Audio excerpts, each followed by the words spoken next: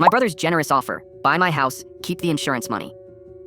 When Dad died last year, he left me his vintage 1967 Rolex Submariner, worth about $23,500. My grandfather immediately demanded I hand it over, claiming it belonged to him first. The watch had been Dad's pride and joy, worn every single day for 30 years. Grandpa had this cold way of speaking that made my skin crawl. Something felt wrong when Grandpa kept showing up at my apartment unannounced, always asking about the watch. His hands would shake with rage whenever he saw it on my wrist. I started noticing how he'd stare at it during family dinners, his jaw clenched tight. My stomach dropped every time he walked into a room. Over the next 3 months, Grandpa turned the entire family against me. He told my cousins I was disrespecting Dad's memory by keeping the watch. He called my mom crying, saying I was stealing family history. Then he started bringing this woman named Patricia to family gatherings, introducing her as his dear friend. When I asked Uncle Mike about her, Grandpa snapped. Patricia understands family loyalty. Unlike some people, he cornered me at Thanksgiving and hissed, "That watch will be mine, one way or another." The way Patricia nodded along made my blood run cold. I hired a private investigator named Johnson to look into Patricia. 2 months later, Johnson called with shocking news. Patricia wasn't just Grandpa's girlfriend, she was his wife of 12 years.